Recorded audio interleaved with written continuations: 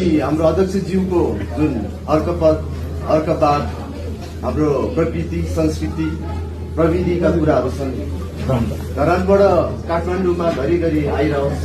म अनुरोध गर्न चाहन्छु कि अध्यक्षज्यूलाई आफ्नो अर्कपात के हो, यो हाम्रो लडाईँ के को लागि हो, हाम्रो कुराहरू के को लागि हो। हजुरले हाम्रो नेपालमा भएको जुन यङ जेनेरेसनहरू सानसानोहरू हुनुहुन्छ, मलाई लाग्छ कि उहाँहरूले राम्रोसँग बुझ्नु भएको छैन, किनकि कतिजना हाम्रो छेउ समक्ष पनि आइपुग्नु भएको छैन। र त्यसैले म अध्यक्षज्यूलाई अनुरोध गर्न चाहन्छु कि उहाँहरूले बारम्बार सुनाइदिइराखौँ, भनिदिइराखौँ, ताकि सबैले घरिघरि बुझिराखौँ र कसैले सुनिरहेको कुरा पनि कहिलेकाहीँ मिसट्रान्सलेसनमा के गरेर कहिलेकाहीँ बिर्सिने नबुझ्ने भएको हुनसक्छ।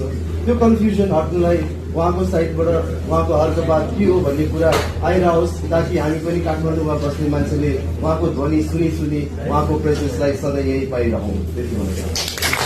हामी एउटै परिवारका मान्छे हौँ। हाम्रो आमाको नाम हो नेपाल।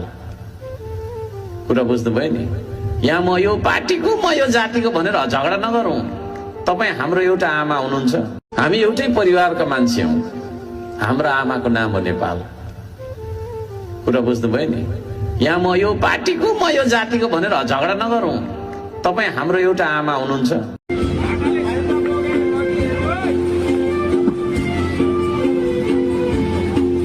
रमाइलो छ, काम भइरहेछ। हर्क सानपाङको कामहरू हेरियो। काम हेर्नु भयो नि, राम्रो लाग्यो। काम त धेरै पो गरेर रहेछन् सर।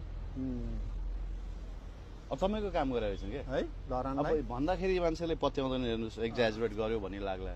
हजुर। तर बगरहरू जुन छ नि सर, त्यो बर्खे भेलले कटान गरेका बगरहरूलाई त उनले स्वर्ग पो बनाउँदो रहेछन् क्या। एउटा बगरमा बेसार कारखाना, अर्को बगरमा साबुन कारखाना, अर्को बगरमा बहुभाषिक पार्क, अर्को बगरमा यता खानेपानीको ट्याङ्की, अर्को बगरमा यता श्रम संस्कृति पार्क, यता ज्येष्ठ नागरिक पार्क, अर्को रक गार्डन। जङ्गलमा शुद्ध तरकारी लगाएर सबैले चाहिँ गाउँले तरकारी त होइन, फलफुलहरू लगाएको तर चोर्दैछन्। राम्रो राम्रो बिरुवा चोर्दैछन्, एभोकाडोको चोर्दैछन्, आँपको चोर्दैछन् होइन, अनि अमलाको र त्यो अम्बाको मात्रै बाँकी राखेका छन्। खानेपानीको पाइप त काट्ने जनता छन् त्यहाँ होइन। कति खानेपानी ल्याएको ठाउँ पनि गयो सर, मुहान 42 किलोमिटर पर। हजुर। त्यो मुहानमा पनि गयौँ सर होइन। त्यस्तो ठाउँबाट मेयर भएको भोलिपल्ट गएर होइन, उनले त्यहाँबाट पानी ल्याउँछु भनेर पाइप तान्न सुरु गरेर क्या। भनेपछि मेयर बन्नुभन्दा अगाडि नै उनले म बने भने यस्तो गर्छु भनेर भिजन प्लानिङ सब बनाएको रहेछन् होइन। साँच्चै देशलाई माया गर्ने, माटोलाई माया गर्ने र जनतालाई, आफ्नो क्षेत्रको जनतालाई उनले न्याय दिएका रहेछन् भन्ने चाहिँ मैले चाहिँ त्यो महसुस गरेँ।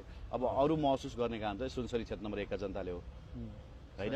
अब सिङ्गो देशले पनि त्यसले महसुस गर्न सक्नु